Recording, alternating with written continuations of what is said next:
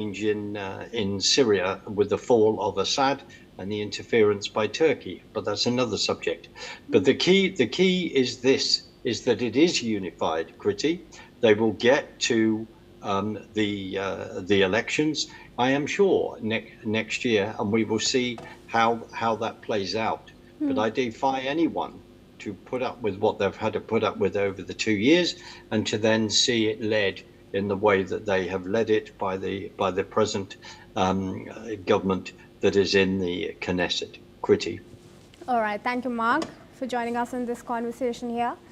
And with that, viewers, let's also tell you that Israelis have given mixed reactions on these developments. Some say a pardon should only be considered in the court if the court finds Netanyahu guilty or he resigns under conditions. Others believe that a preemptive pardon could relieve him of responsibility for October 7 attack. Let's listen into these statements that are coming in. I think that if he would resign, I would be happy to grant him reconciliation. My son was killed on October 7th on the kibbutz, and I think that he should take responsibility for that. He should resign, and he should encourage setting up a national committee of inquiry.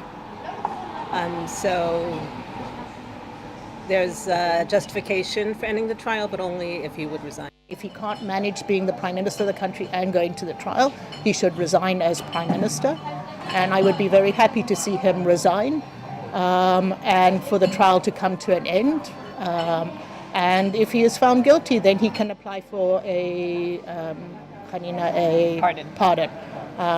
But to ask for a pardon without admitting any guilt, without losing any position, without it affecting his life whatsoever, other than that he gets off scot-free, I certainly don't think that he should get it. I think basically it was a minor infraction, and it really won't help the country except for people who hate Netanyahu. So I would hope Herzog will agree and that we can get done with all this. All right, viewers, with that we move to news from South Asia, where Sri Lanka's death toll from Cyclone Ditwa has climbed to 212, with 218 missing. The flood waters have reportedly breached a dam. Meanwhile, the rescue operations continue in Sri Lanka. As per the Disaster Management Committee, nearly 1 million people are impacted by heavy rains and floods that swept through large parts of the South Asian island nation, forcing nearly 200,000 people into 1,275 shelters. Over 24,000 police, army and air force personnel are still trying to reach families stranded by floods. Meanwhile, India has extended help to Sri Lanka. India has launched Operation Sagar Bandhu. It has deployed INS Vikrant and INS Udaygiri to assist.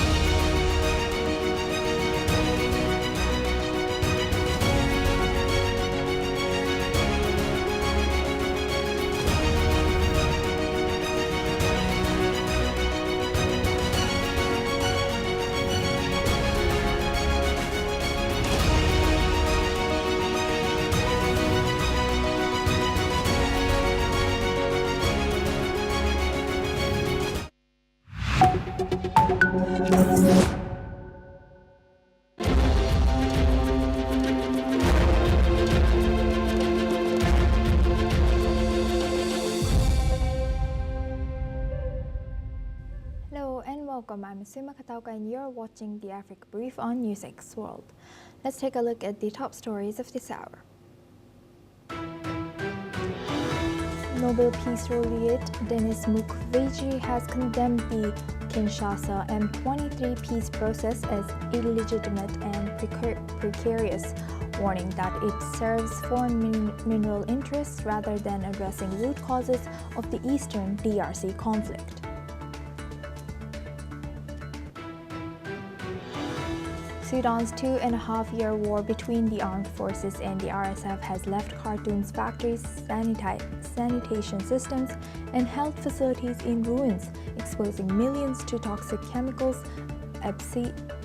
asbestos, and contaminated water. The warning has been issued by environmental experts and health workers.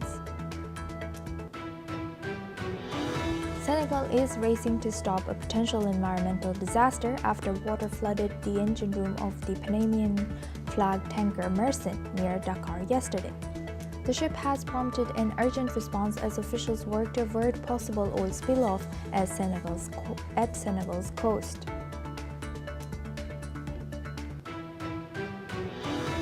Egyptian Foreign Minister Badr Abdulati has delivered a written message from President Abdel Fattah al-Sisi to Pakistani President Asif Ali Zardari, calling for deeper bilateral cooperation and a joint roadmap by 2026 across political, economic, military, and cultural sectors, as both countries reaffirmed commitment to stronger ties. South African President Cyril Ramaphosa has dismissed U.S. President Donald Trump's threat to exclude Pretoria from next year's G20 summit, reaffirming South Africa's status as a founding member of the group. As the ongoing peace talks continue on ending the Russia-Ukraine war, U.S. President Donald Trump has expressed hope, saying that good chance of reaching a Russia-Ukraine peace deal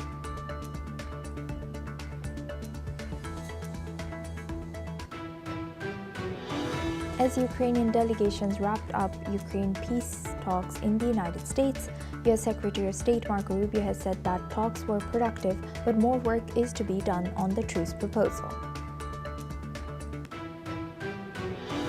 U.S. President Donald Trump has confirmed reports of telephonic conversations with Venezuelan leader Maduro. However, Trump did not reveal further details. This call comes amid escalating tensions between the both countries.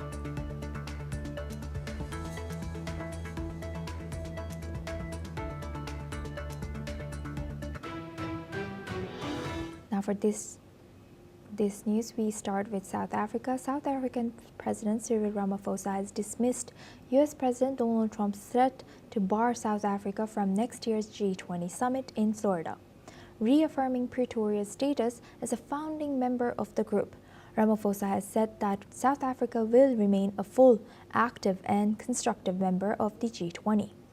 The dispute follows Washington's boycott of the G20 Leaders Summit held in Johannesburg under South Africa's presidency last month, after Trump claimed the country refused to hand over the G20 presidency to a U.S. embassy official, a claim Pretoria says is false.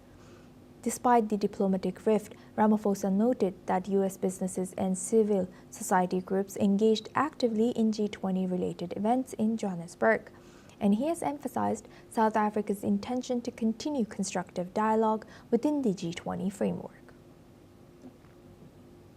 Now for this discussion, we welcome former Ambassador Mahesh Sachdev. He's a former Indian High Commissioner to Nigeria, joins us live from New Delhi. Thank you very much, Ambassador, for joining us again.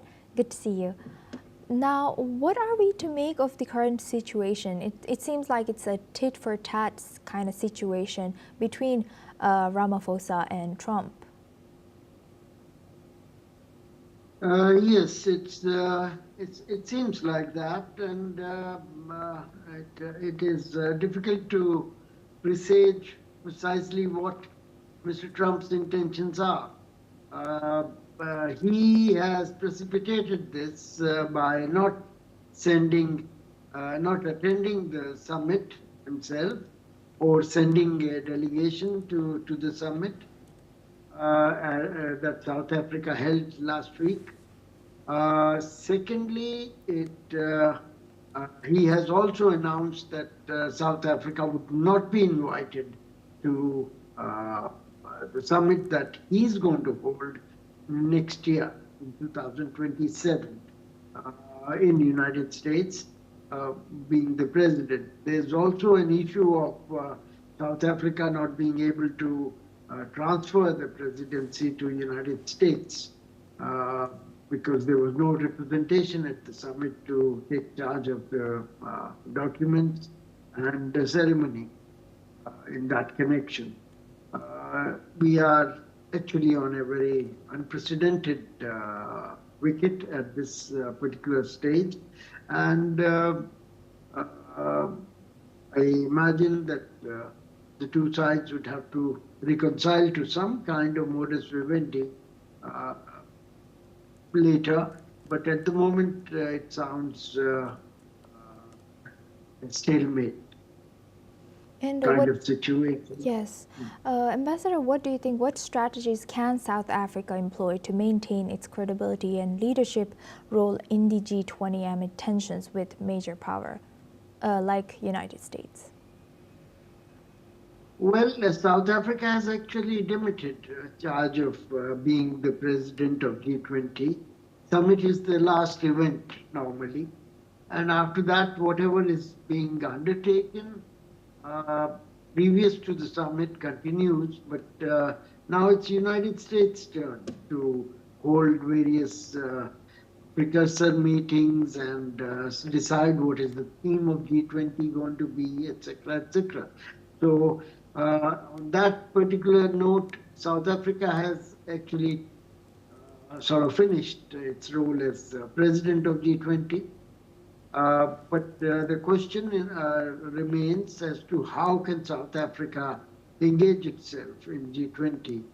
I think it will have to talk to the other 18 members, United States not being one of them, first, and those members would have to reconfirm that South Africa is a founding member and cannot be excluded from any summit. Then we would have eventually to talk to the United States at a collective gathering, and Mr. Trump might have to take a different view. He is known to change his mind, but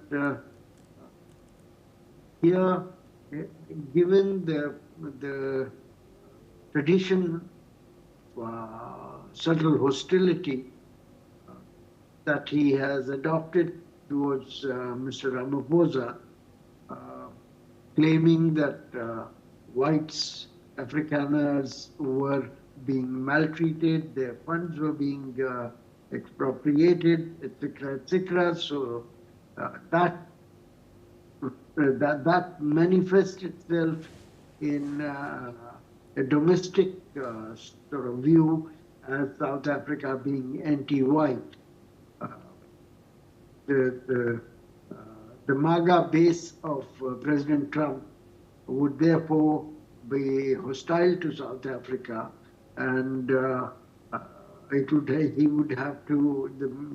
Ramaphosa would have to somehow find some voices in MAGA itself that would convince Mr. Trump and take alternate views. It should not be difficult because a number of white Afrikaners have stakes in the United States. One of them being Elon Musk, the world's richest person, who was an ally of President Trump till recently and has rejoined President Trump last month when he attended the dinner for Saudi Crown Prince in White House. And lastly, how does such disagreements within G20 impact the group's ability to address global economic and security challenges effectively if this goes on? A very good question. I think G20's effectiveness has been quite limited of late. The real effective organ for international economic coordination has been G7. G20 is an extension and is designed to include a number of non-Western countries such as India, China, Russia, etc. So as to give a illusion of multipolarity and inclusiveness. G20's involvement has been a bit marginal in the world economic issues, and the process would be further accelerated if South Africa and United States continue to fight over even the basic membership of South Africa to this body. Great. With that, I would like to thank Ambassador Mahesh Sachdev for sharing that insight. Please stay with us as we come back to you for our next discussion as well. Now, moving the focus to Senegal, Senegalese authorities are racing to prevent a potential oil spill after water entered the engine room of the Panamanian-flagged tanker Mersin near the Dakar's coast. The vessel is owned by Turkey's Mersin Shipping Inc. and managed by Besiktas Shipping, according to the data from the London Stock Exchange Group. The incident, which led to the vessel issuing a distress signals, occurred overnight from 27th to 28th November, prompting the deployment of tugboats and specialized teams from Senegal's Navy and Maritime Authority, the Port Authority have shared. Now moving on to our next news, the President of the Democratic Republic of Congo and Rwanda are set to travel to Washington next week to sign a peace deal and meet with U.S. President Donald Trump. The meeting is expected on December 4th. The war in eastern Congo this year has killed thousands and displaced hundreds of thousands, with the Rwanda-backed M23 rebel group seizing the region's two largest cities. While Rwanda denies backing M23, UN experts have reported that it exercises command and control over the group. Security measures in the June deal called for operations against the Democratic Forces for the Liberation of Rwanda and the withdrawal of Rwandan troops. Meanwhile, Congolese President Felix Tshisekedi has emphasized that the Rwandan troop withdrawal is essential for true regional and economic integration. Now for this discussion, we welcome back Ambassador Mahesh Sachdev. He's a former Indian High Commissioner to Nigeria, joins us live from New Delhi. Thank you very much, Ambassador, for staying with us. Now looking at this, what challenges could arise in ensuring the withdrawal of Rwandan troops and the disbanding of the M23 rebels, given the reports of Rwanda's ongoing control over the group? And if I remember correctly, I think there was a similar peace deal that was signed in U.S. this year. You are very right. The two leaders had met in White House and signed a deal in June that laid out a timetable towards peace between the two countries and in withdrawal of Rwanda's troops from eastern part of Congo. Successive agreements have been signed elsewhere, including at Doha last month, but peace is yet to return, and the eastern part of Congo bordering Rwanda continues to see violence and instability.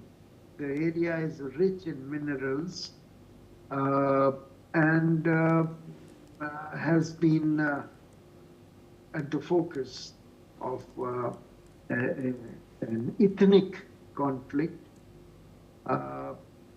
Here one should say that M23 is allegedly supported by Rwandan troops, Rwandan defense forces, and on the other side, Rwanda alleges that there are militias of Rwandan rebels, including those who were involved in the genocide 25 years ago in Rwanda, that are operating from this eastern part of the country.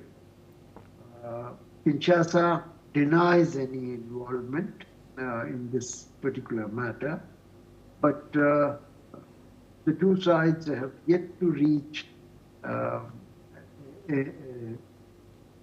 watertight agreement under which this withdrawal of M23 rebels supported by Rwanda and non-operation of Rwandan rebels located in the eastern part of Congo would take place.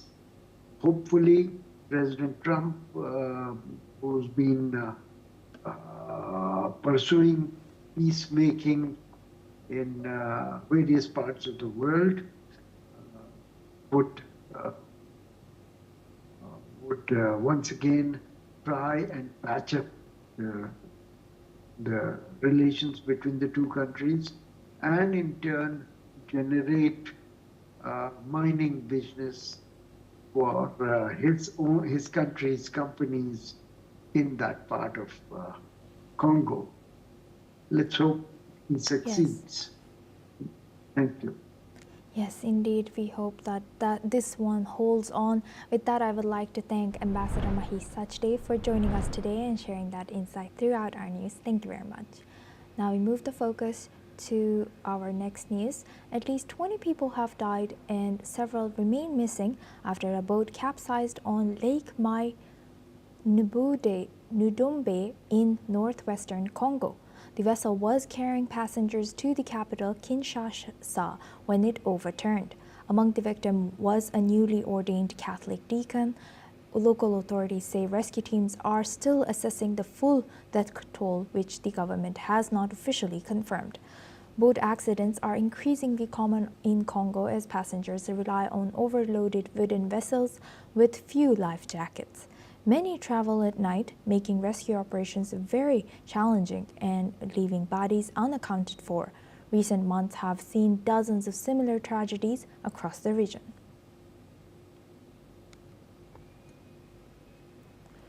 At least 20 people have passed away and several remain missing after a boat capsized on Lake Mai Ndombe in the northwestern Congo. The vessel was carrying passengers to the capital, Kinshasa, when it overturned.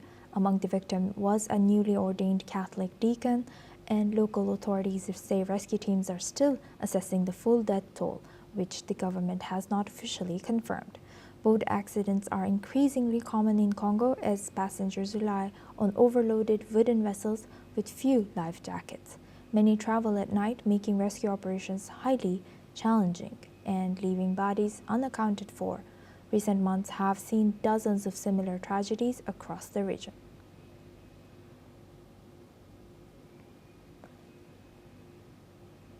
At least 20 people have died and several remain missing after a boat has capsized on Lake Mai Ndombe in northwestern Congo.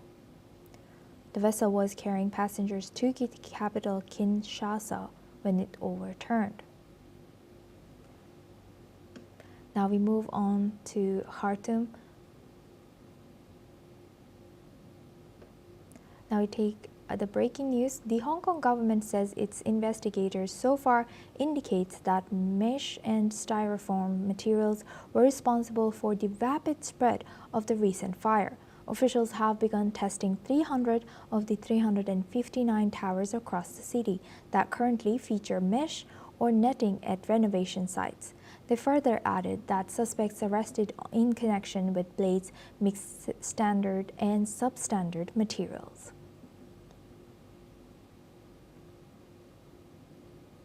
Now we move on the focus to Peru. Tension is rising at the Chile-Peru border, where a group of migrants have been stranded for days after Peru deployed soldiers and police to seal its southern frontier.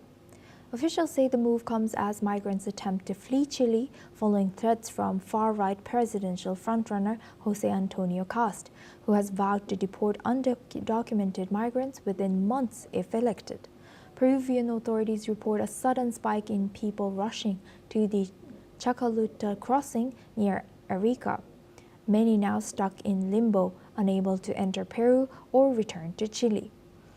Among them is Cecilia, an Ecuadorian mother who has spent nearly 5 days at the border, saying she's running out of money and desperate to get home to her children.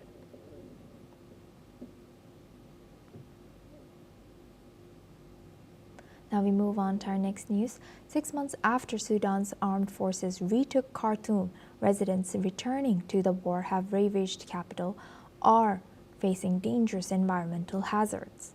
More than 2 years of fighting between army and the rapid support forces has left factories destroyed, chemicals leaking, and public services in collapse. The Omdurman industrial area factory owners say they lost control of hazardous materials after strikes and fires, with no authorities able to step in. Experts warned that the destruction of health facilities has created conditions ripe for disease, while debris from bombed buildings is releasing toxic substances like asbestos into nearby homes. With sanitation plants ruined, waste is piling up in open areas and draining into the Nile, fueling outbreaks of malaria, cholera, and typhoid. Doctors say entire families are falling ill within days of returning to the city. They're calling for urgent international action, warning that Sudan's environmental damage could take decades to repair. Now we move on to our next news. Focusing on the Middle East, the Kurdistan Workers' Party has said that it will pause further steps in its peace process with Turkey until progress is made on two key issues. Senior PKK commanders said that they want movement on the release of the group's founder, Abdullah Öcalan, who has led the dialogue from his prison cell since 1999, and on constitutional recognition for Kurdish People Party in Turkey. The PKK says it has already carried out several commitments to support the process, renouncing armed struggle, pulling fighters back to northern Iraq, and taking symbolic steps such as destroying weapons. Turkey, meanwhile, has set up a cross-party commission to outline a legal framework for the group's political participation. PKK leaders say they view that as a positive step, and they are now waiting to see how the process develops from here. Now we stay in the Middle East. The corruption trial of Prime Minister Benjamin Netanyahu continues to dominate national debate. His former defense attorney says Prime Minister Benjamin Netanyahu's new pardon request cannot be approved unless he first admits guilt, a requirement under Israeli law. This comes as Prime Minister Netanyahu, who denies bribery, fraud, and breach of trust charges, submitted the request to President Isaac Herzog on Sunday, arguing that the trial is hindering his ability to govern and that a pardon would benefit national unity. Pardons in Israel are typically granted only after conviction. Opposition leader Yair Lapid says any pardon must include an admission of guilt and immediate retirement from politics. Herzog's office has called the request extraordinary and says it will review it carefully with legal opinions from the Justice Ministry. Coalition allies support Netanyahu, while critics continue to demand his resignation. Now we stay in the Middle East. According to U.S. military, American and Syrian forces have conducted a series of airstrikes targeting Islamic State weapons storage facilities in southern Syria. U.S. Central Command said the operation, carried out from November 24th to 27th, destroyed 15 sites across Rif Damashq province. The strikes and accompanying ground detonations eliminated over 130 mortars and rockets, multiple assault rifles, and machine guns, anti-tank mines, and materials used to make improvised explosive devices. CENTCOM Commander Admiral Brad Cooper said the operations helps ensure that gains made against ISIS in the region remain lasting. The group, which once ruled large areas of Syria and Iraq, has been largely crushed by a US-led coalition, but managed to regroup in recent years.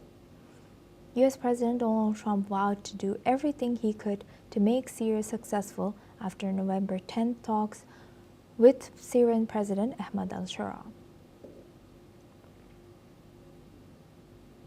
And that's a wrap on Africa Brief. Keep watching NewsX World for more news updates from around the world.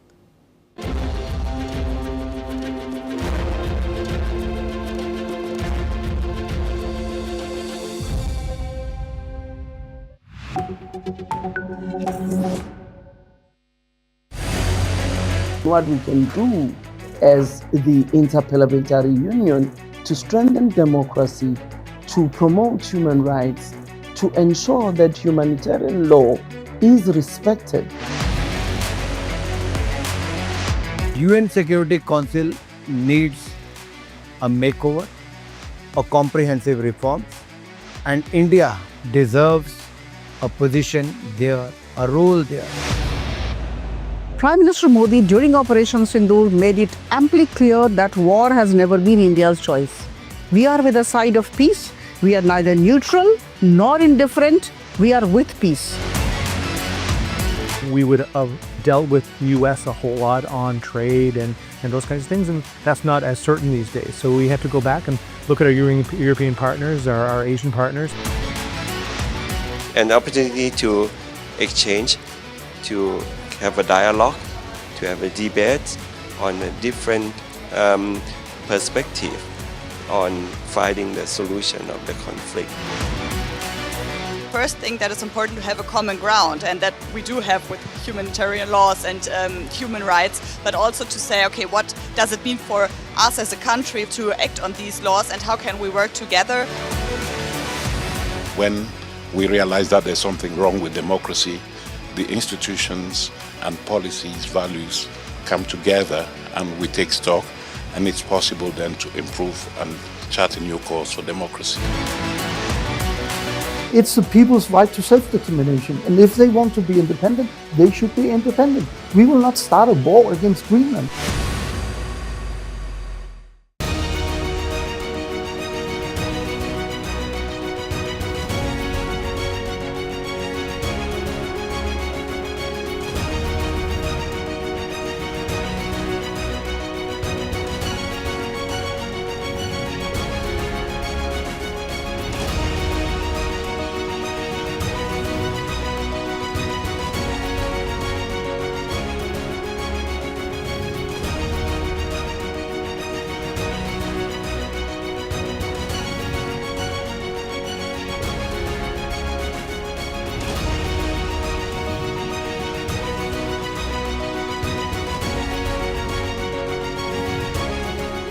In the midst of this, life persists. In the midst of untruth, truth persists.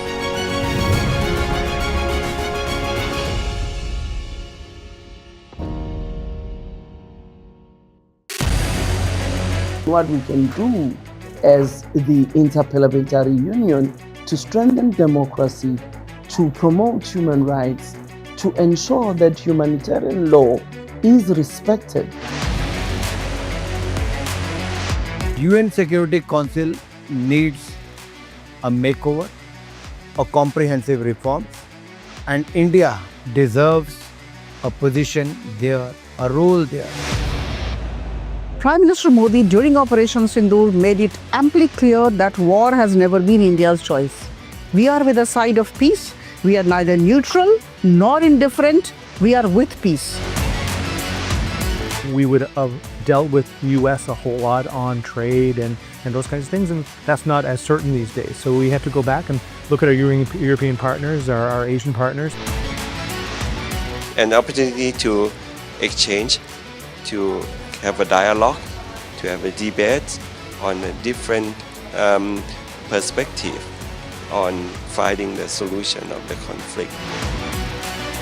First thing that is important to have a common ground, and that we do have with humanitarian laws and human rights, but also to say, okay, what does it mean for us as a country to act on these laws and how can we work together?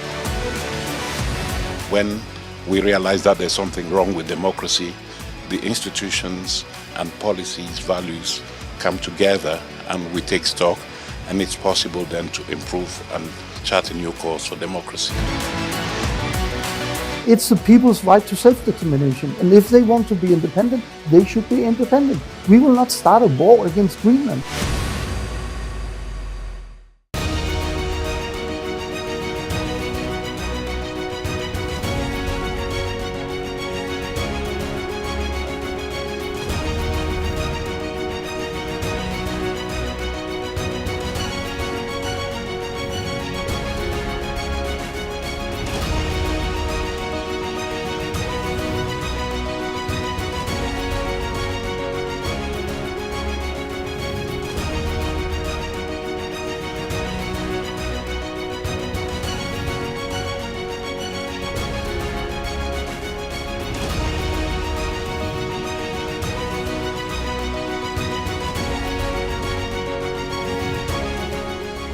the midst of this, life persists. In the midst of untruth, truth persists.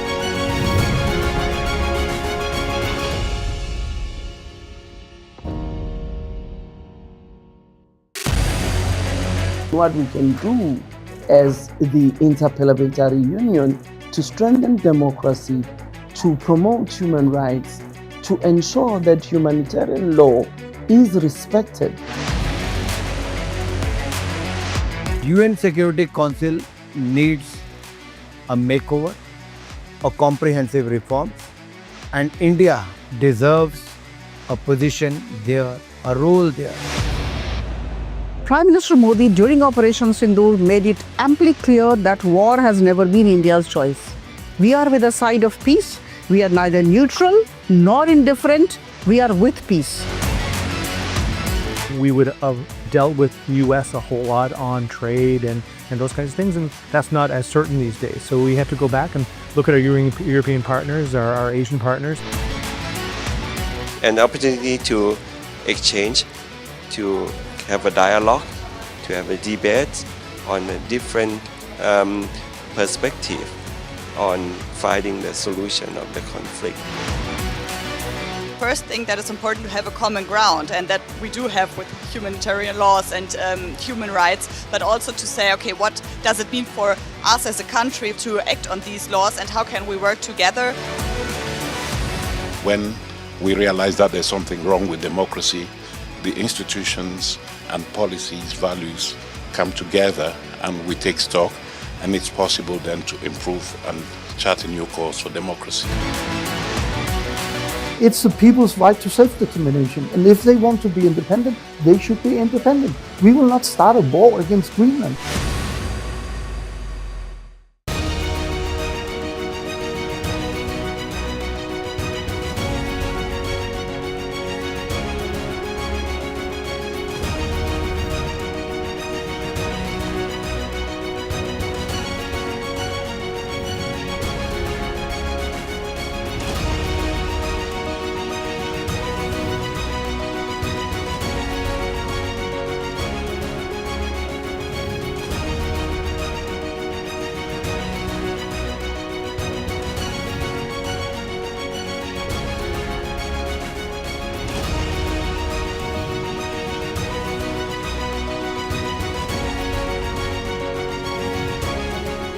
In the midst of this, life persists.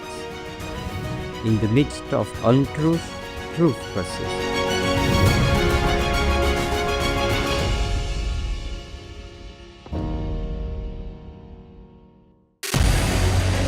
What we can do as the Interparliamentary Union to strengthen democracy, to promote human rights, to ensure that humanitarian law is respected. UN Security Council needs a makeover, a comprehensive reform, and India deserves a position there, a role there. Prime Minister Modi during Operation Sindoor made it amply clear that war has never been India's choice. We are with the side of peace. We are neither neutral nor indifferent. We are with peace. We would have dealt with US a whole lot on trade and those kinds of things, and that's not as certain these days. So we have to go back and look at our European partners, our Asian partners. And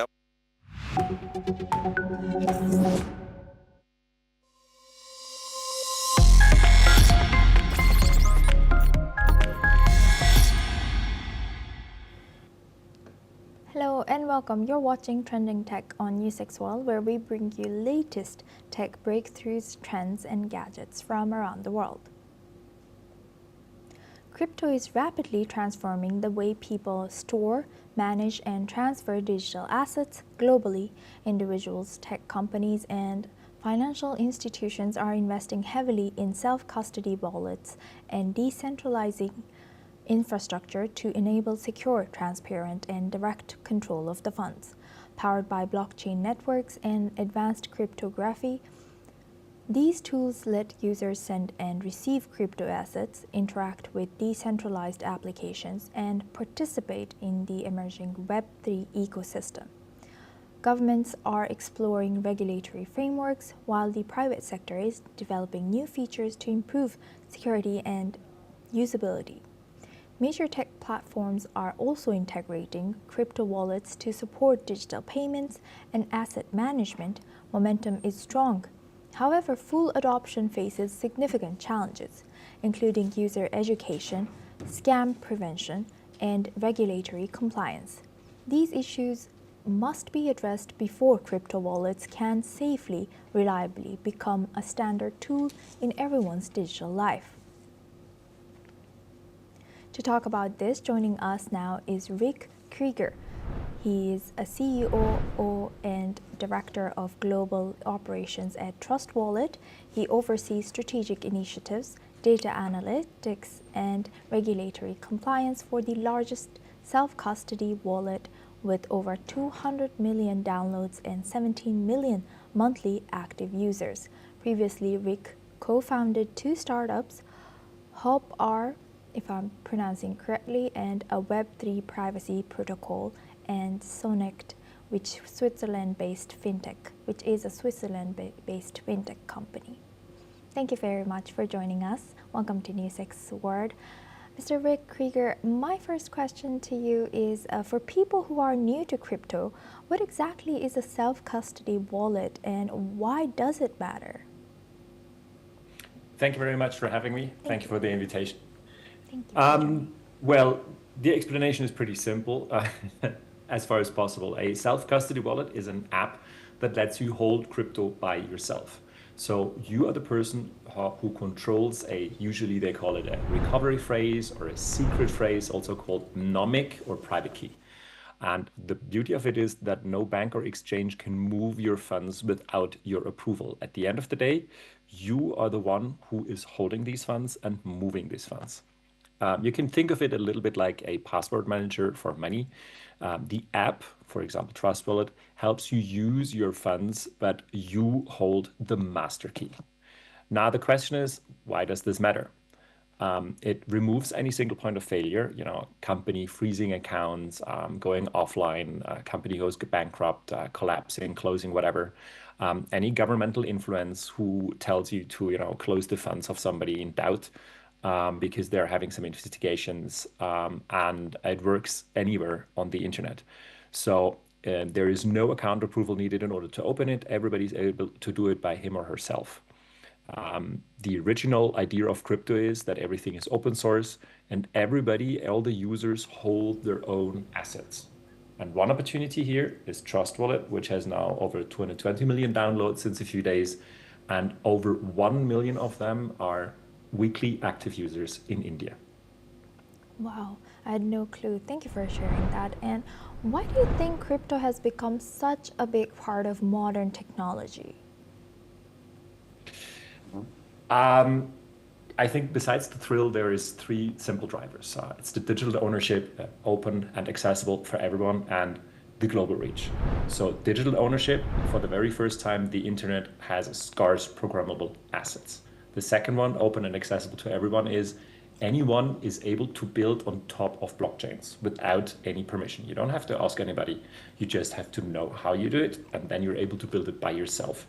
It's like an open API for anybody, or in the terms of cryptos, it's for value. And the global reach, one wallet works across all borders. Value moves at the speed of internet, with all transactions being self-initiated and secure. Right. You said anyone. Does a person has to be 18 plus? Absolutely anybody. So there is no limitation in terms of age. I mean, it would be nice if the user understands what he or she is doing, and it's a little bit complicated.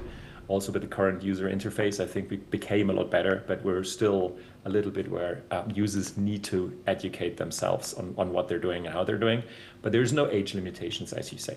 And that's the beauty of the internet, or the beauty of the Web3, that there's nobody who is able to say, hey, you're not old enough, you're too young. Nobody says like, yeah, I don't like you, or has any other reasons to deny you. everybody is able to download the application and install it and use it. That's so interesting. And from a technology standpoint, what makes a crypto wallet work behind the scenes? That is a little bit complicated. At the end of the day, a crypto wallet is like a web browser, like you know it, Brave, Chrome, Safari. So it just gives you access in order to do something on-chain, in order to interact, move funds. We're not doing anything for you. We're just the interface, like the browser. To be a little bit more precise, there's a key management. You know, the app generates and stores your private key, as we said before, the mnemonic, the seed phrase.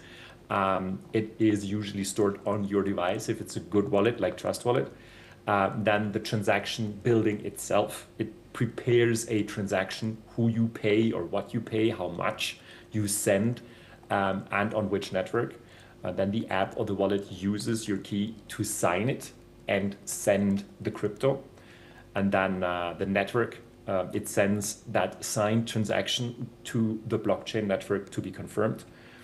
And then, of course, it's important that usually a good wallet would also have security by design, which means like there's a biometric lock, hardware secure enclaves on your phone, et cetera, which make it pretty secure, as long as you do not, lose your device. Here in this case, it's really important that when your device is lost and you do not remember this mnemonic or the seed phrase, the 12 or the 24 words, then your crypto stuff is lost. But that's also the beauty of it. As long as your device is not lost, but maybe it's broken or died down, or as long as somebody trying to hack it, as long as you remember these 12 or 24 words, you're able to move anywhere to any device in order to recover your cryptos and move it from A to B.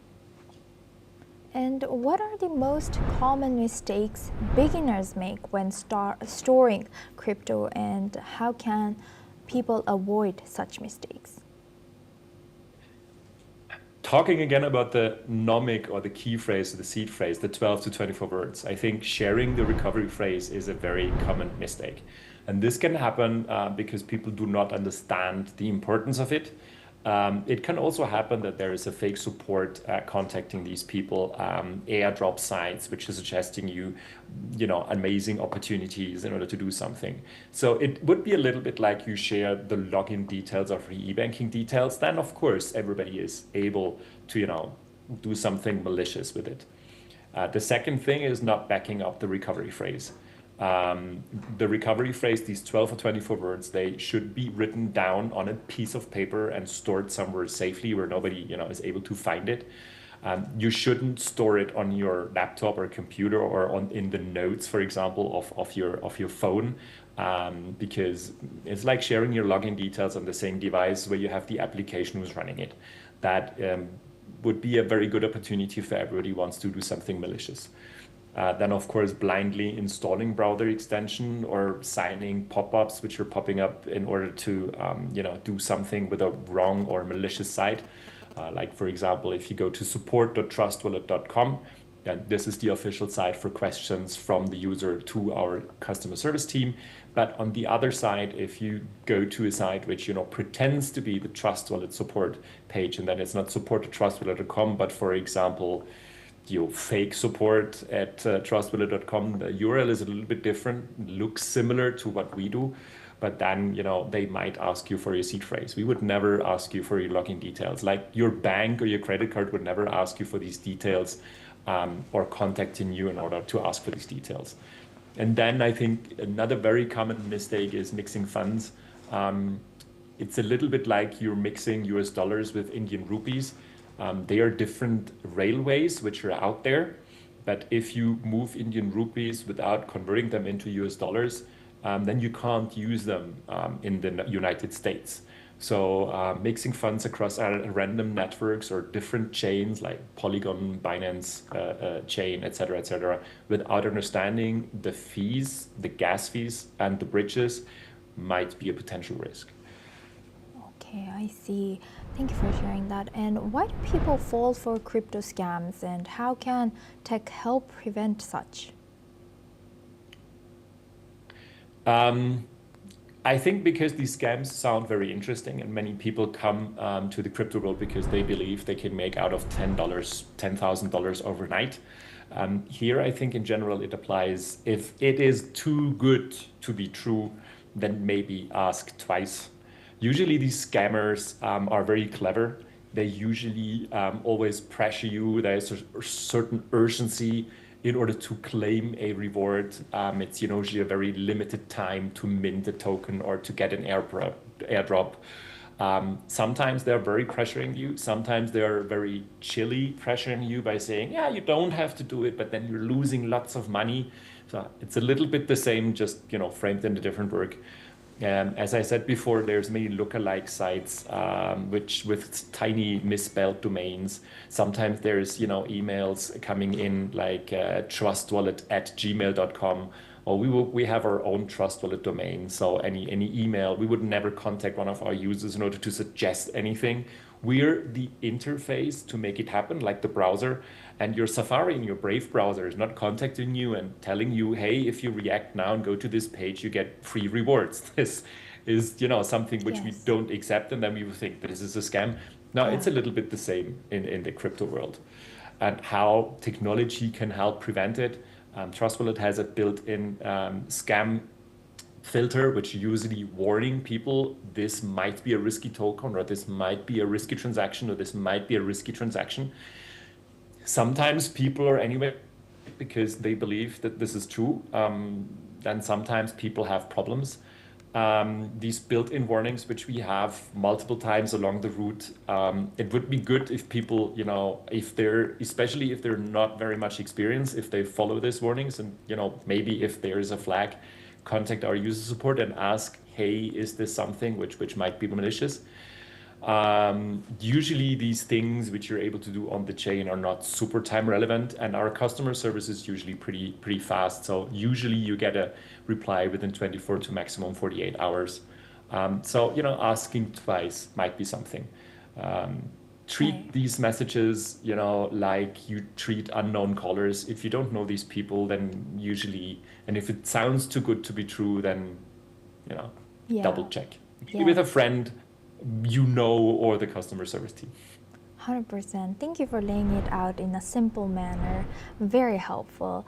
Now, moving on, if Web3 becomes the next version of the internet, what role will wallets play in it? There's multiple scenarios. At the end of the day, crypto wallets, decentralized self-custody wallets like Trust Wallet, for example, tend to be the door or the main gateway to the internet. Because if you want to sign any transaction, if you want to interact with decentralized applications on-chain, then you need an interface. Again, just like a web browser, you don't want to interact with the site itself. You need some browser to demonstrate it. So log in with a wallet, as you might know, maybe from Gmail addresses, might replace passwords from cryptographic sign-ins. It's way beyond what we see and moving assets. It could be a portable identity and assets where you store NFTs or tokens which verify that you are a real person, that you have a profile, that you own collectibles, which show balances or move such balances across accounts. Your wallet could be like your digital passport in the future. And then, of course, payments built in. Currently, your email address itself is not being able to pay anything. When you sign up for something, you need to sign in with Gmail, and afterwards you need to use your credit card. With wallets, it could be done in one. It would be much easier to pay or get paid natively without any card processes in the background. Our vision here is a little bit that we're the one-stop shop for all of this. One app to access all decentralized applications, doing the signing, doing the payment if needed, having verified or certified users, and carry your digital assets, topics across various platforms to make the usability of the Web3, which at the end of the day wants to be a better Web2, much better. Right. Thank you for highlighting that. And lastly, looking at the future, Mr. Krieger, what does the future of crypto wallets look like in the next 3 to 5 years? That's a good question. I'm not sure what happens in the next 3 to 5 days in the crypto industry is always very interesting. Yes, of course. There's some likely shifts. I think one of the important things is the safer by default technology, better phishing warnings, simpler revokes of transaction, human readable transactions, which make it a lot easier. Trust Wallet 2026 preview here is, collective intelligence security, multi-provider and AI enhanced defense mechanisms built into our wallet. We're very heavy on education because we want to explain our user what he or she is doing and why this is needed or not needed to do so. Security here is very much tied to the next generation AI assistant in order to support you and help users using it so that they better understand what they are asked to do, with just-in-time explainers and warnings. So users learn what they're doing while doing this transaction. And then, of course, usability within the wallet is a big topic. Account abstractions, recovery without seed phrases, social account recovery, smarter fee handling, gas fee payments, multi-chain abstractions for less visibility so that you do not need to understand which assets you're moving from which chain, but that this all comes in handy and is explained a little bit easier for everybody, just how we already implemented on the most common chains. Trust Wallet has over 120 chains integrated. That makes it unbelievable, amazing in order to move so many tokens from left to right. But this freedom also comes at a cost of how the user understands what he or she is able to do. Right. Very interesting. Thank you very much, Mr. Rick Krieger, for speaking to us on trending tech and sharing your expertise with us. Thank you very much. Thank you. With that, it's a wrap on this episode of the Trending Tech. For more tech updates and innovations, stay tuned to NewsX World.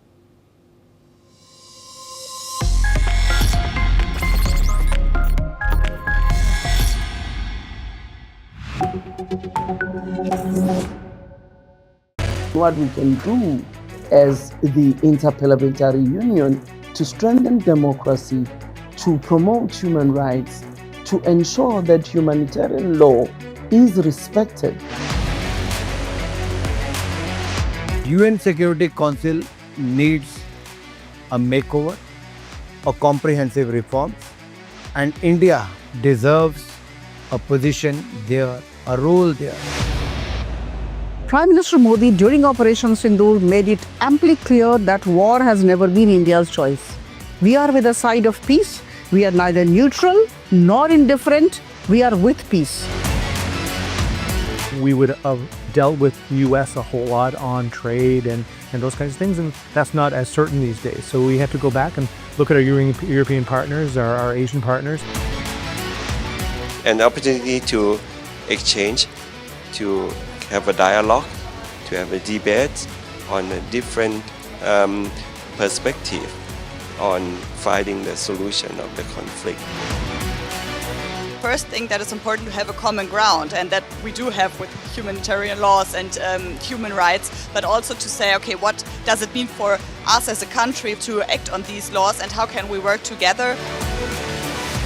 When we realize that there's something wrong with democracy, the institutions and policies, values come together and we take stock, and it's possible then to improve and chart a new course for democracy. It's the people's right to self-determination, and if they want to be independent, they should be independent. We will not start a war against Greenland.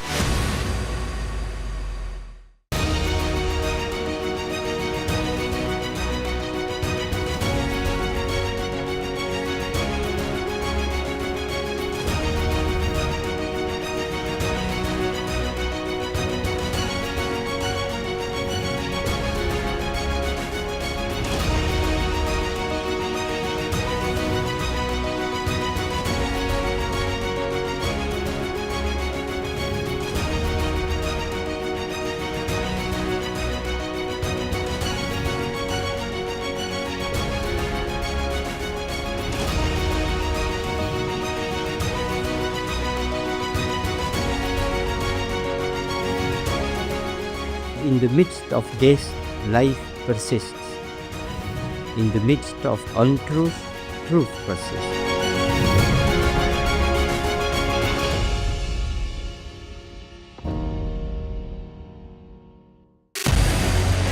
What we can do as the Interparliamentary Union to strengthen democracy, to promote human rights, to ensure that humanitarian law is respected. UN Security Council needs a makeover, a comprehensive reform, and India deserves a position there, a role there. Prime Minister Modi during Operation Sindoor made it amply clear that war has never been India's choice. We are with the side of peace. We are neither neutral nor indifferent. We are with peace. We would have dealt with the US a whole lot on trade and those kinds of things, and that's not as certain these days. So we have to go back and look at our European partners, our Asian partners. An opportunity to exchange, to have a dialogue, to have a debate on a different perspective on finding the solution of the conflict. First thing that is important to have a common ground, and that we do have with humanitarian laws and human rights, but also to say, okay, what does it mean for us as a country to act on these laws and how can we work together? When we realize that there's something wrong with democracy, the institutions and policies, values come together and we take stock, and it's possible then to improve and chart a new course for democracy. It's the people's right to self-determination, and if they want to be independent, they should be independent. We will not start a war against Greenland.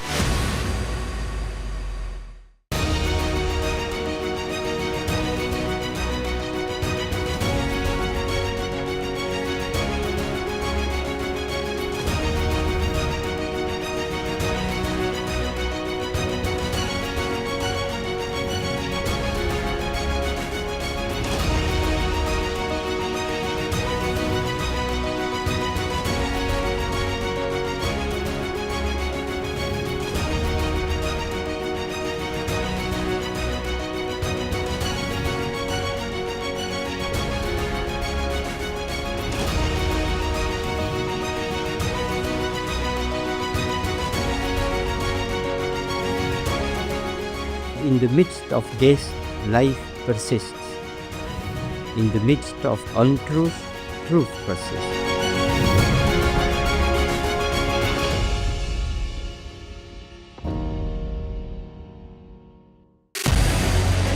What we can do as the Interparliamentary Union to strengthen democracy, to promote human rights, to ensure that humanitarian law is respected. UN Security Council needs a makeover, a comprehensive reform, and India deserves a position there, a role there. Prime Minister Modi during Operation Sindoor made it amply clear that war has never been India's choice. We are with the side of peace. We are neither neutral nor indifferent. We are with peace. We would have dealt with the US a whole lot on trade and those kinds of things, and that's not as certain these days. So we have to go back and look at our European partners, our Asian partners. An opportunity to exchange, to have a dialogue, to have a debate on a different perspective on finding the solution of the conflict. First thing that is important to have a common ground, and that we do have with humanitarian laws and human rights, but also to say, okay, what does it mean for us as a country to act on these laws and how can we work together? When we realize that there's something wrong with democracy, the institutions and policies, values come together and we take stock, and it's possible then to improve and chart a new course for democracy. It's the people's right to self-determination, and if they want to be independent, they should be independent. We will not start a war against Greenland.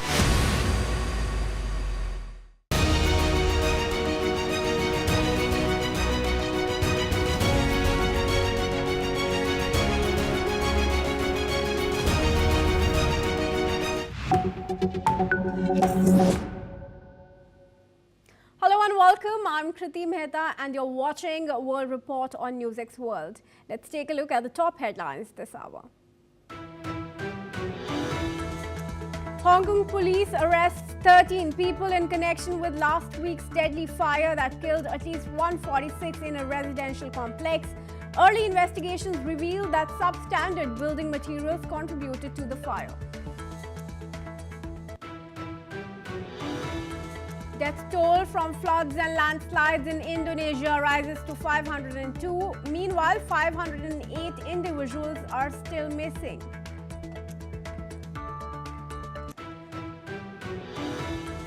Tulip Siddiq, the British Labour MP for Hampstead and Highgate, has been sentenced to 2 years in prison by a Bangladesh court over corruption charges related to her aunt.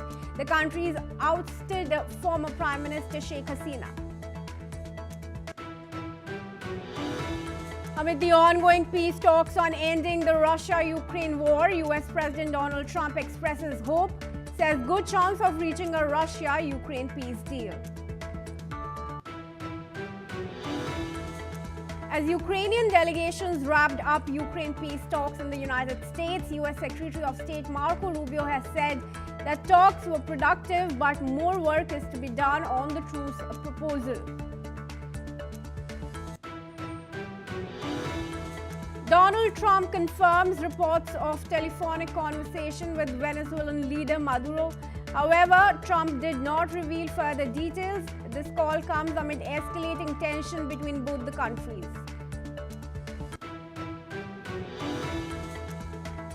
Venezuelan leader accuses the United States of wanting to take over its oil resources. Venezuela has also asked OPEC Plus to show solidarity in the face of what it considers an escalation that could endanger Venezuela oil production.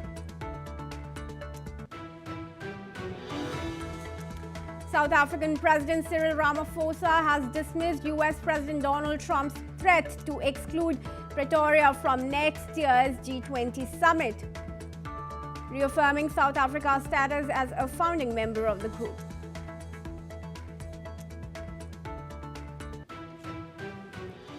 And let's move on to the top focus story on this bulletin, viewers. Hong Kong police have arrested 13 people over last week's deadly fire that killed at least 146 people. Early findings show that mesh and styrofoam used in the building's construction helped the fire spread quickly. The suspects allegedly mixed standard and substandard materials. More than 40 people remain missing, and some bodies may be too badly burned to recover. The police have completed a quarter of the search in one tower, finding 8 additional bodies. They expect to finish the search within 3 weeks, but some bodies may never be identified. The government tested more than 20 mesh samples from the complex and 7 failed fire safety standards. Citywide, 300 out of 359 towers with mesh on renovation sites are now being inspected. Authorities have also warned against the spread of false information about the blaze. A full manslaughter probe has led to the arrests of 12 men and 1 woman. Enforcement of renovation projects will be strengthened to prevent further tragedies. And Andrew K.P. Leong, who is an independent Chinese strategist, now joins us live from Hong Kong. Thank you, Andrew, for joining us here at NewsX World and taking time out to speak to us. The fire tragedy has risen alarm bells, not just in China, but across the world. A larger question that's now being raised is whether other buildings that may have used similar materials are also at risk, and how can that risk be prevented now? Well, there are many high-rise buildings around the world, in cities around the world, not least, of course, in Hong Kong as a congested city, and other cities on mainland China and elsewhere. So this tragic catastrophe is a good lesson for everybody to learn from. Now, of course, this rising anger, disappointment, and also sense of grief in Hong Kong, at the same time with an outpouring of solidarity involving volunteers and visits of other people across the city, paying homage and condolence books, huge queues,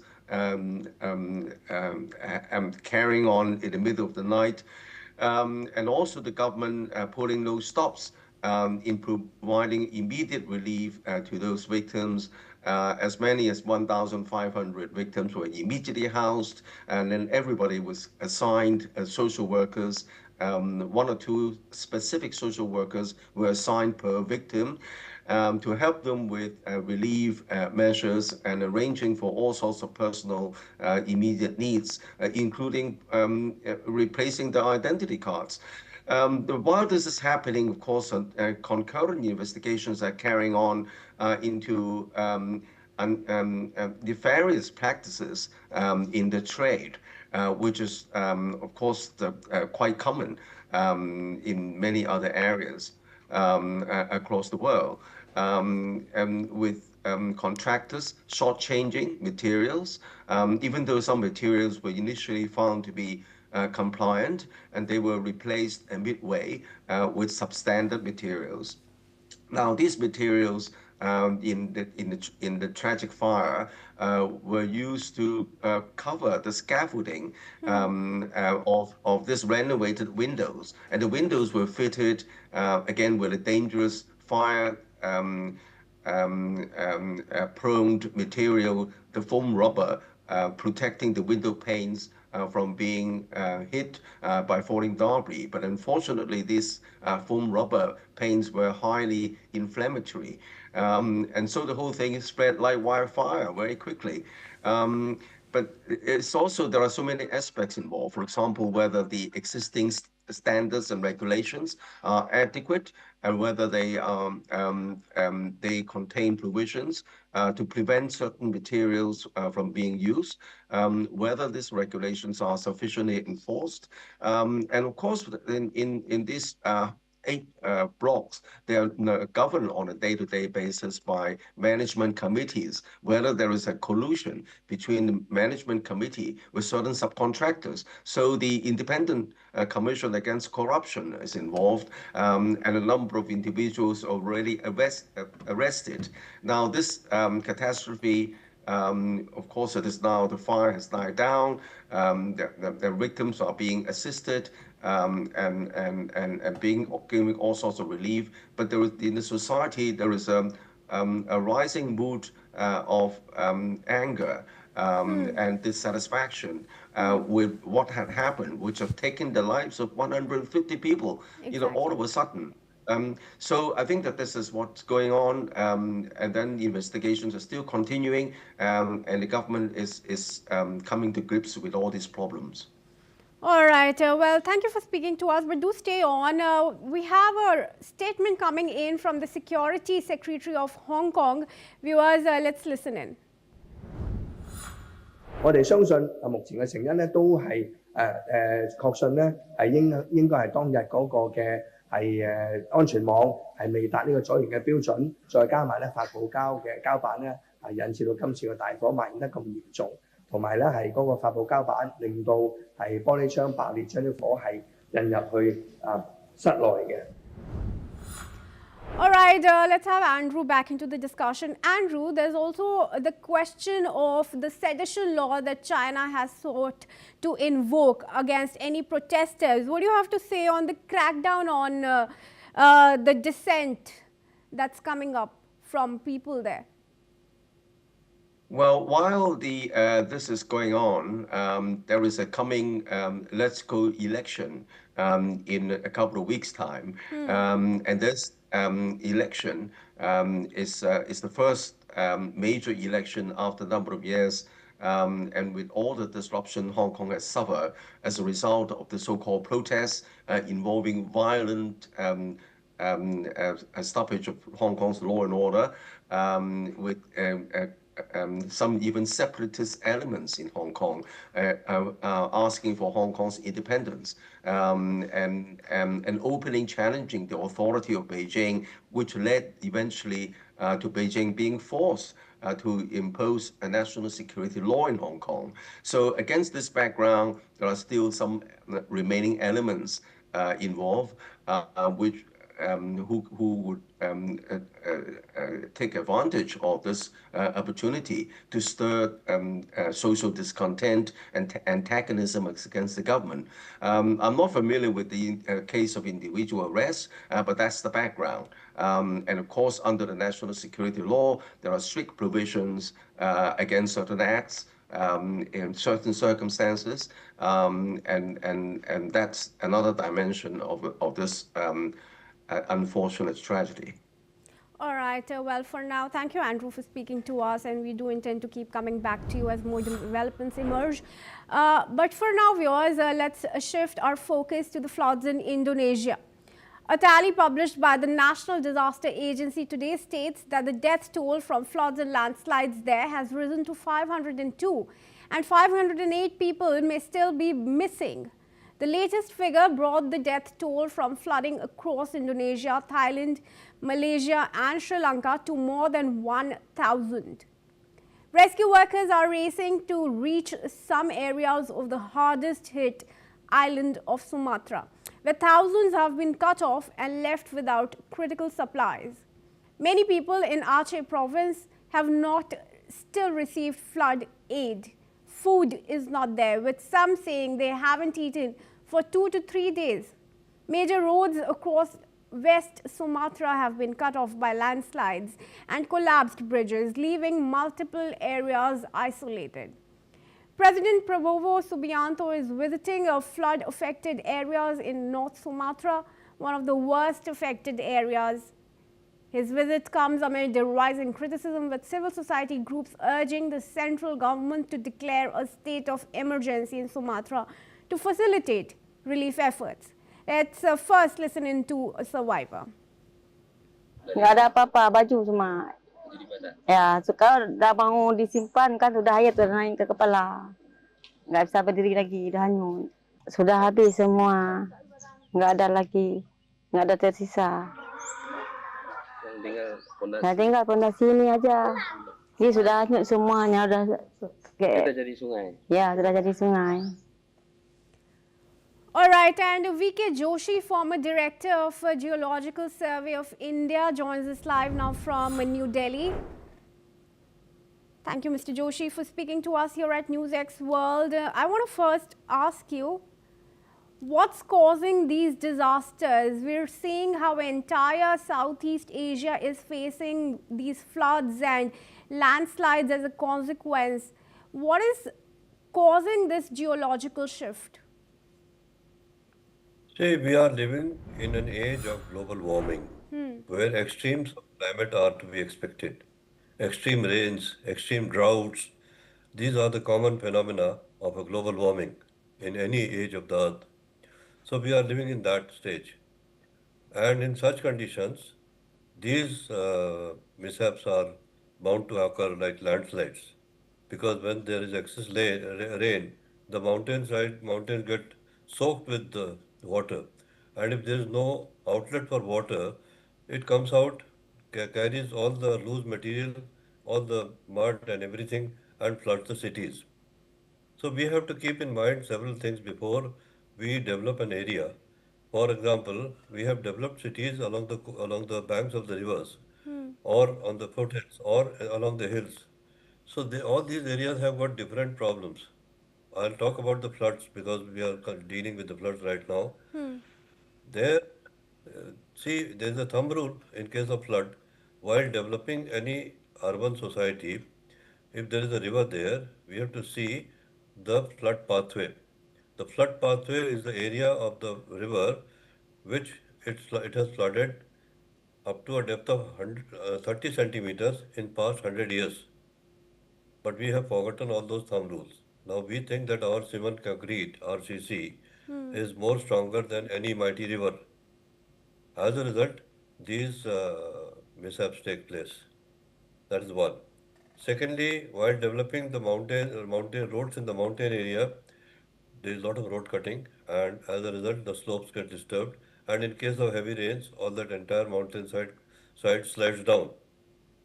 So all these points have to be considered before developing an area so that we develop in harmony with nature, not against the nature. All right. Sure, sir. But do you think the technological advancement is now helping nations better prepare to sense a preeminent disaster and then take responsible steps for relief work in advance and even after the incident has taken place? The areas which have been flooded and whatever damage has been done has been done. It cannot be undone that easily. But to prevent further damage in future, we have to take into consideration all the basic thumb rules of development, developing a society in an area. Our engineers are very intelligent, very sharp, they know everything, but they have to consider into fact something called nature. And nature is superpower, and when we are dealing with the superpower, we have to apply our brains how to circumvent such mishaps. All right. I'll give you one example. If an area is flood prone and you have constructed roads there, you have to see that the roads don't get submerged. You have to ensure that the material used for construction road is so sturdy that it doesn't get affected by the floods. So there are so many precautions to be taken. I think we forget about those precautions and in a hurry we develop the area. All right. Well, for now, thank you for joining us, Mr. V.K. Joshi. And with that, viewers, we move on to a breaking news that's coming in. Kremlin has now officially stated that the Russian President Vladimir Putin will be meeting U.S. envoy Steve Witkoff on 2nd December, that's tomorrow. The meeting will be taking place in Moscow. This comes after U.S. and Ukrainian officials held roughly 4-hour-long talks on the 30th of November yesterday in Florida. And viewers, let's move on to some more information coming in this regard. The European Union's top diplomat, Kaja Kallas, has said that the coming days could prove crucial for efforts to advance diplomatic solutions to the war in Ukraine. Her remarks came as senior U.S. representatives prepare to travel to Moscow following discussions with Ukraine's negotiating team. Speaking ahead of a meeting of European Union defense ministers, Kallas has noted that initial assessments from recent US-Ukraine talks suggested they were difficult but productive. The final outcomes are not yet known. She further added that she is scheduled to speak directly with the Ukraine's defense minister and foreign minister to assess the situation and coordinate the next steps. Kallas emphasized that European partners are closely monitoring the diplomatic track and preparing for potential developments this week, which she described as possibly pivotal for ongoing efforts to end the conflict.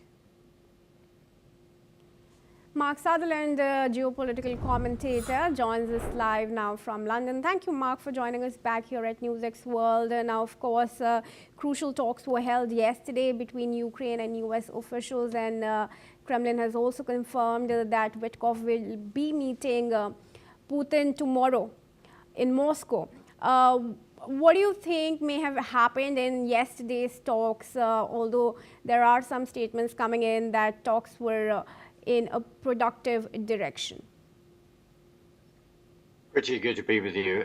These talks are behind closed doors, and hence you ask the question. We just wonder. Well, let's go back. First of all, President Trump, when he came in to his second term, said, "I will sort this out in days." Sadly, he hasn't been able to do that so far, but he has been trying to do that. The administration has been trying to do that. As previously, there has always been these comments, understandably, from the Ukrainian government to say, "Look, Russia has taken land. We want that land. We want that land back." Whether some of that land will be taken back, we have yet to see, because Russia want a buffer zone. Klaus, in regard to the European Union, as their head diplomat or commentator on this subject, the European Union are not. The European ministers are then are not happy in the fact that they wish that they were part of these negotiations in Washington, D.C. A few weeks ago, we saw when they all flew out there. We have to bear in mind that President Trump has also been frustrated over the fact that what happened under the Biden regime in regard to sorting this out. And we also have to bear in mind and remember that Russia attacked a sovereign nation in 2022. So we all want to see this war end, and we want to see it end fast because of all the destruction in Ukraine and sadly, and the loss of life there. So we wait to see what what they are then going to come out with, and also, as you say, Witkoff is then going to fly to Russia. We have to put in the mix all the economic strains on the Russian economy. We've noted in the last 48 hours the Ukrainians attacking the ghost ships in Turkey. So there are so many factors to this. But the number one thing is we genuinely want a peace deal and an end to this war. And I sense that is what the Trump administration is pushing forward, as well as then saying to NATO, like they have in the past, that we then have to stand, the European countries then have to start playing our part in regard to investing, in regard to military and our own armies and our own defense, and not just relying on America and the financing of NATO by them. Kriti. Thanks, Mark, for sharing all that with us. But do stay on. There's another pressing development that's now coming in.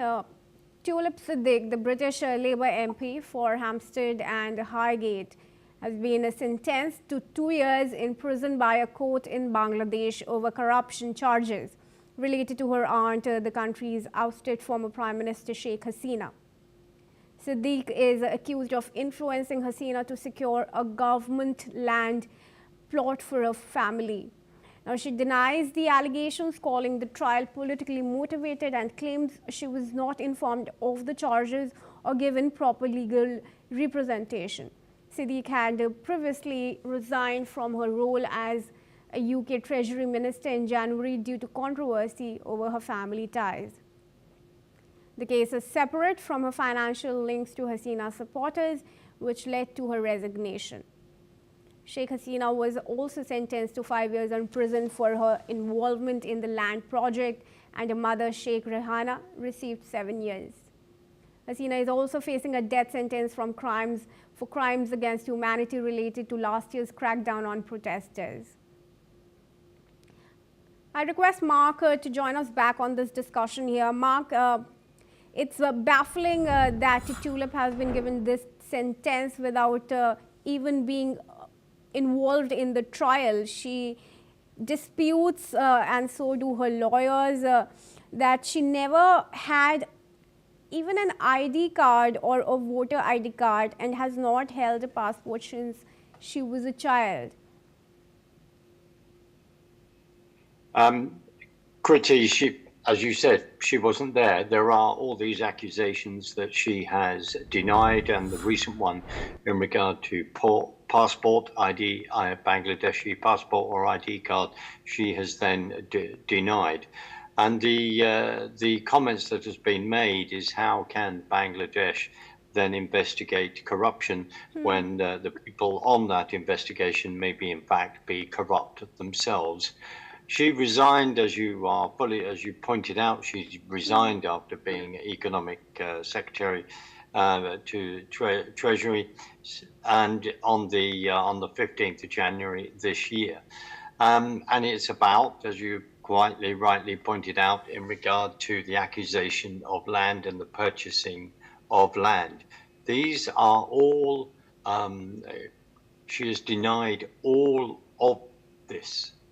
Hence, but she still stood down because it's what it perceived and what it's then looked like. And I just have to say this is a UK political comment, in the fact that the reason why she then stood down and had no option, and along with potentially other accusations that are going on within, not with her, but with others within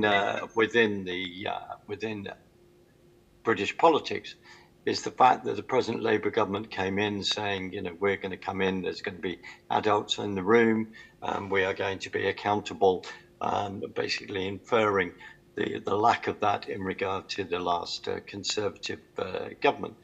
So this is why it doesn't look good in regard to how this present government, the UK government, then conducts itself.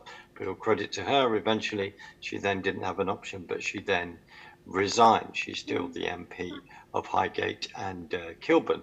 But as you quite rightly point out, how can then people hand down a sentence, accuse you of doing things, and you're not even there to represent yourself? That's why various people, other ex-members of Parliament over here, and also people that within legal profession or giving legal advice, have then written about saying that this, if she's going to be put on trial, it has to be fair. That's the big issue. But the other issue is this: is that we all want a fair trial. It's very interesting that the present Labour government wish to now looking at getting rid of trial by jury. So some people may say, well, you say one thing on one side of your mouth and then your actions in other areas are very different. Hence why people have said to her, you have to resign even until all these matters are then cleared up. But we all have concern about fraud and the misuse of power around the world in many countries. Hence why the comments have been made about this case. Right. All right. Thank you, Mark, for speaking to us here. I'd let you go with that. And viewers, let's move on to another news now. Australia has moved to ban social media for children aged under 16, as the legislation is facing a backlash from those who say that online platforms help young people to develop their identity and develop valuable skills. However, according to experts, there is a fear that the legislation will hinder the development of digital literacy skills in children aged under 16. Meanwhile, some parents have responded. Let's listen in to what they had to say. And that's her path, and I am proud of her. So I think it's great that, that's what she's chosen to do, it's what she's doing. And at the moment, that's what she likes. Whether that's going to be her forever career path, I don't think so. But I think it's giving her skills. I have the account in my name. I've changed a few settings. I've already had Meta ask me to verify my age. I've already done that. I think I'm still going to be able to post on Ava's. So I think one of the worst things that parents can do is just sort of take a step back and say, well, they can't use it, therefore I don't have to do anything about it anymore. We know that's not the case. Of course, one of the potential dangers with this legislation is that young people will then go to other online spaces to connect, and that those spaces aren't regulated and there may not be transparency around them. So potentially creating more risk for young people. And with that, it's a wrap on NewsX World. For more news updates, stay tuned for more international and breaking news updates to NewsX World.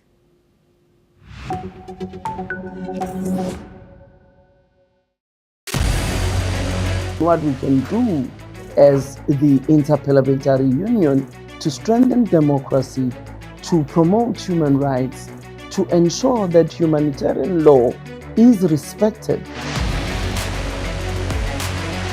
UN Security Council needs a makeover, a comprehensive reform, and India deserves a position there, a role there. Prime Minister Modi during Operation Sindoor made it amply clear that war has never been India's choice. We are with the side of peace. We are neither neutral nor indifferent. We are with peace. We would have dealt with US a whole lot on trade and those kinds of things, and that's not as certain these days. So we have to go back and look at our European partners, our Asian partners. An opportunity to exchange, to have a dialogue, to have a debate on a different perspective on finding the solution of the conflict. first thing that is important to have a common ground, and that we do have with humanitarian laws and human rights, but also to say, okay, what does it mean for us as a country to act on these laws, and how can we work together? When we realize that there's something wrong with democracy, the institutions and policies, values come together and we take stock, and it's possible then to improve and chart a new course for democracy. It's the people's right to self-determination, and if they want to be independent, they should be independent. We will not start a war against Greenland.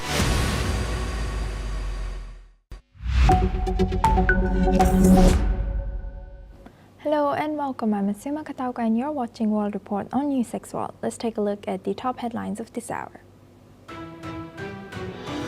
Amid the ongoing peace talks on ending the Russia-Ukraine war, US President Donald Trump has expressed hope, says good chance of reaching a Russia-Ukraine peace deal. As Ukrainian delegation wrapped up Ukraine peace talks in the United States, U.S. Secretary of State Marco Rubio has said that talks were productive, but more work is to be done on the truce proposal.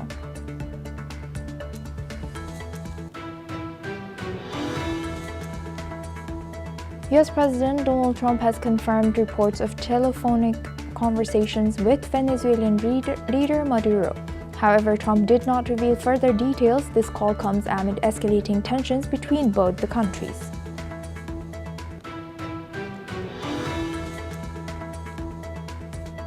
Turkish Foreign Minister slams Israel in Iran, says both Iran and Turkey view Israel as the biggest threat in the Middle East, while Turkey has also reaffirmed its support to Iran on its nuclear negotiations and sanctions.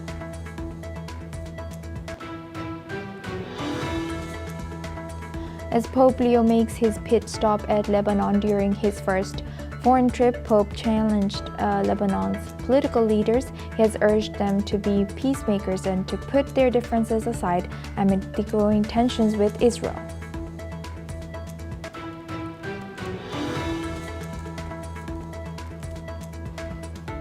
South African President Cyril Ramaphosa has dismissed U.S. President Donald Trump's threat to exclude Pretoria from next year's G20 summit, while he reaffirmed South Africa's status as a founding member of the group.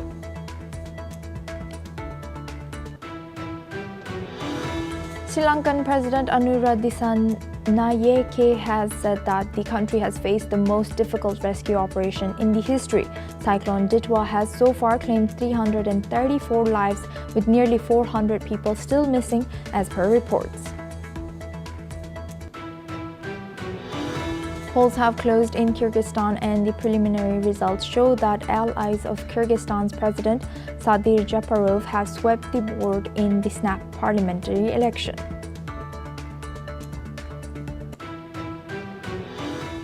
Now we start with Trump. U.S. President Donald Trump has said that peace discussions involving the U.S., Ukraine, and Russia are going along well. He has also said that the goal is to stop the ongoing loss of life in the more than 3-year-long war, adding that he believes a lot of souls could be saved.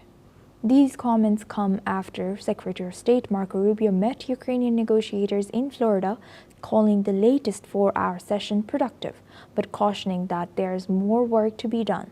Let's listen into what President Trump has shared. Can you give us an update on what took place in South Florida today, those talks between the U.S. and the Ukrainians? Well, they're going along, and they're going along well. We want to stop people from being killed.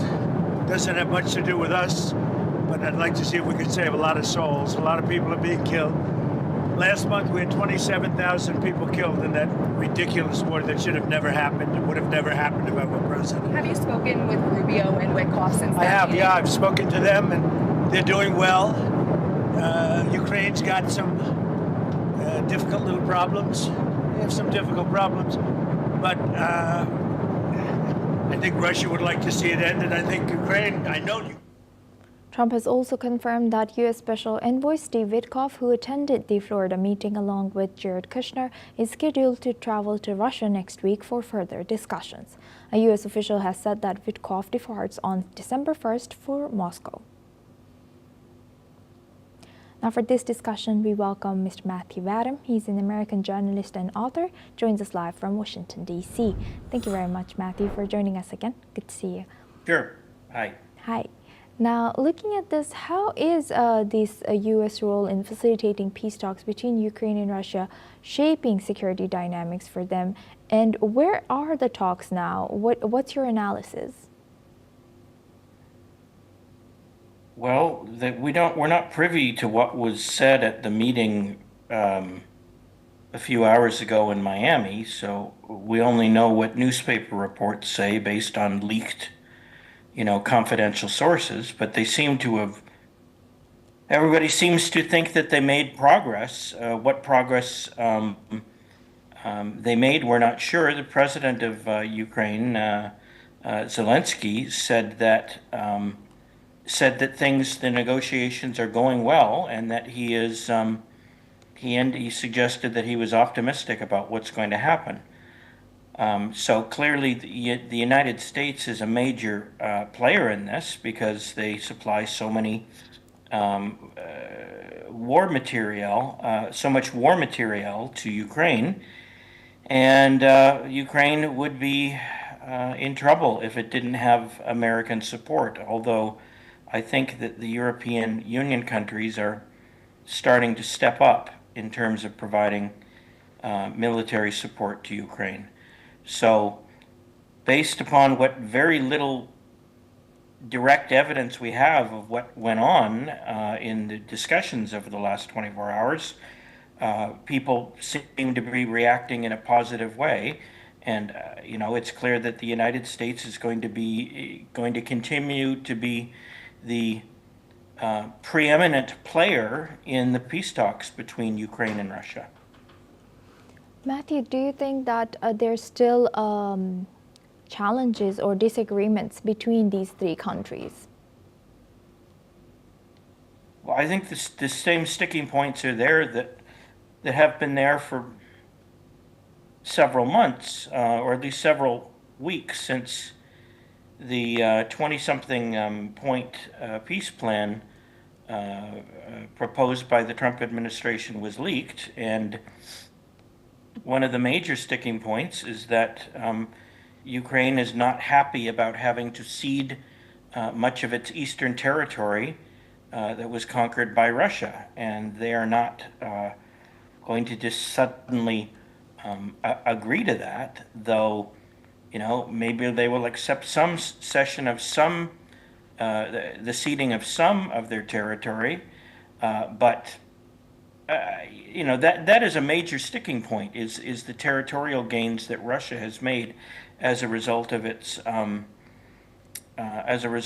invasion of Ukraine, and I don't think that issue has been resolved, and that's a really significant sticking point. And until that can be resolved to, obviously Russia is happy with that, those aspects of the Trump peace plan, which favor it. I don't think Ukraine is happy, and I don't think they're going to agree in the end to their land being ceded to Russia as a result of its campaign of conquest. Right. Thank you very much, Mr. Matthew, for sharing that. Please stay with us as we stay on this discussion now. Now moving on, we stay on this discussion. U.S. Secretary of State Marco Rubio has said that a meeting with Ukrainian officials in Florida was very productive, but cautioned that work remains to end Russia's war with Ukraine. He has added that U.S. Special Envoy Steve Witkoff will be traveling to Moscow later this week, and said that the U.S. has been in contact with Russian officials to understand their position. Let's listen into what was said. We had another very productive session building off Geneva, building off the events of this week. As I told you earlier this morning, our goal here is to end the war, but it's more than just to end the war. We don't just want to end the war, we also want to help Ukraine be safe forever, so never again will they face another invasion, and equally importantly, we want them to enter an age of true prosperity. We were discussing about the future of Ukraine. We discussed all the important matters that are important for Ukraine, for Ukrainian people, and US was super supportive. We already had a successful meeting in Geneva, and today we continue this success. So at the moment, this meeting was productive and successful. On the later stages, hopefully, we'll keep you up. Now for this discussion, we welcome back Mr. Matthew Vadum. He's an American journalist and author, joins us live from Washington, D.C. Thank you very much, Matthew, for staying with us. Now, what more can you tell us about Steve Witkoff also heading to Russia, and what do you think they will be discussing with Russia now? I imagine that Steve Witkoff is going to be trying to smooth out the details of the peace plan with Russia. But as I suggested earlier, I don't think it's Russia that needs most of the convincing, it's Ukraine. Russia is fine, I think, more or less, with the Trump peace plan as it is, because they largely benefit from it. They like that they get to keep the territories that they gained. They like that the Trump administration doesn't want Ukraine to join NATO, or at least not as a full member of NATO, and Russia wants some security guarantees. They want to be assured, I guess, that the territory that they control, that they will be able to actually control it, that they'll be able to defend it, and that their border, the new borders that they foresee in Ukraine will be respected. I don't know what special offers or tricks Mr. Witkoff has up his sleeve, to use an expression, but I'm sure they're coming up with something interesting. These things are never resolved quickly, and I would be shocked if if a peace is agreed at by the two countries in the next few days. These are all just tentative preliminary discussions, and we don't know exactly what's happening because they don't let TV cameras in there, and all we can find out is what Secretary Rubio or his authorized spokespeople, or what President Putin and his diplomats are allowed to say to the media afterwards. They are projecting confidence that a deal will be reached, and so are the Ukrainians. So I suppose that's a good sign, but what it actually means in the end is unclear, because there is such a dearth of information right now about what the two sides are actually saying to each other, and what the United States is saying behind closed doors. So we are really operating in the dark here, and we can only, we're not flies on the wall, so to speak. We don't know exactly what's being said behind closed doors. But everyone is everybody, the three sides, the United States, Ukraine, and Russia, are all putting their best face forward right now. So it seems like things are headed in the right direction. But we won't know for sure for some time yet, I would think. And I wish I could be more specific in giving you news, but I don't think it exists right now, because everything is being kept under wraps for the time being, except for what diplomats are willing to say to the media. Yes, with that, I would like to thank Mr. Matthew Vadum for joining us today and sharing that insight. Thank you very much. Now we stay in the region with tensions over Venezuela running high. U.S. President Donald Trump has confirmed that he recently spoke with Venezuelan President Nicolas Maduro, though Trump has refused to provide further details on what the two leaders discussed. Let's in fact listen into what the U.S. President has shared. The New York Times reported that you had a phone call with Maduro. Did you? I don't want to comment on it. The answer is yes. And can you tell us a little bit No, about I can't do that. Mr. President, would you say it went well? I would say it went well or badly. It was a phone call. The disclosure comes as Trump strikes a tough tone on Venezuela while still leaving the door open to diplomacy. Just a day earlier, he has said that airspace over and around Venezuela should be considered closed in its entirety, a remark that sparked confusion in Caracas. When pressed on whether military action was imminent, Trump has said that not to read anything into it. His team has been weighing new steps against Maduro, whom Washington accuses of ties to the illegal drug trade, an allegation the Venezuelan leader firmly denies. Now for this discussion, we welcome Ms. Daniela Bloom. She's a political commentator, joins us live from Los Angeles.